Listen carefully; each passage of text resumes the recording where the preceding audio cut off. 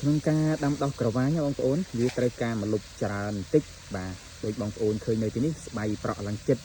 បាទដោយសារម្លប់ឈើយើងវាអត់គ្រប់គ្រាន់ហើយជាពិសេសនៅរដូវក្តៅខាងមុខនេះ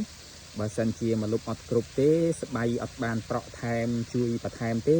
កូនក្រវ៉ាញយើងច្បាស់ជាមិនល្អទេបងប្អូនច្បាស់ជាក្រហមរិញដើមក្រវ៉ាញយើងច្បាស់ជាអត់មានបណ្ដូលអត់មានកមសម្រាប់ញ៉ាំទេបាទអត់មានផ្កាអត់មានផ្លែទេអត់បែកគុំអត់បែកកូនទេក្រហមរិញតែនឹងអញ្ចឹងទៅយើងត្រូវការប្រក់ស្បៃបន្ថែមកន្លែងណាដែលស្ទើរម្លប់ហ្នឹងយើងត្រូវការប្រក់ស្បៃបន្ថែមឲ្យវាបាទហើយសំណើមដីក៏ពិតជាសំខាន់ណាស់ដែរអញ្ចឹងបងប្អូនត្រូវតប្រព័ន្ធស្រោចស្រពឲ្យវាដូចគ្នាដែរបាទវាត្រូវការសំណើមដីរឿងខ្ពស់បន្តិចបាទមិនមែនដីរលំទឹកទេណាបងប្អូនវាត្រូវការដីសំណើមខ្ពស់ដីឆាប់ស្រស់ទឹកល្អប៉ុន្តែយើងត្រូវការស្រោចស្រពជាប្រចាំវិញ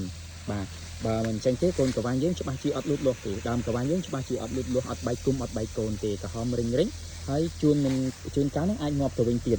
ក្នុងចំណោមអ្នកដាំដុះក្រវ៉ាញ10នាក់មិនរស់ទាំង10នាក់ទេបងប្អូនដោយសារក្រវ៉ាញវាជាដំណាំមួយងាយដាំដូចទៅនឹងរំដេងដូចទៅនឹងទន្លៃដូចទៅនឹងរមៀតដែរប៉ុន្តែការថែទាំវាទាមទារការយកចិត្តទុកដាក់ខ្ពស់បន្តិចជាពិសេសទៅលើម្លប់ហើយនឹងសំណើមអាកាសធាតុវាត្រូវការសីតុណ្ហភាពរៀងត្រជាក់បាទវាអត់សូវត្រូវការកម្ដៅប៉ះកម្ដៅថ្ងៃខ្លាំងប៉ះពន្លឺថ្ងៃខ្លាំងទេបាទបើយើងប្រៀបធៀបជាមួយរំដេងជាមួយនឹងរមៀតអីហ្នឹង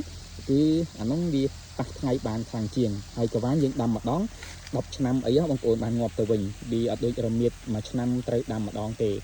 បាទ10ឆ្នាំអីបានបើយើងថែទាំល្អអត់ទាន់ទៅណាផងបងប្អូនបាទវាបែកគុំបែកកូនដូចទៅនឹងរិស័យអញ្ចឹងបងប្អូនបាទដូចទៅនឹងរិស័យអញ្ចឹងបាទនេះជាទស្សនវិជ្ជាកសិដ្ឋានក្រវ៉ាញរបស់ខ្ញុំបាទ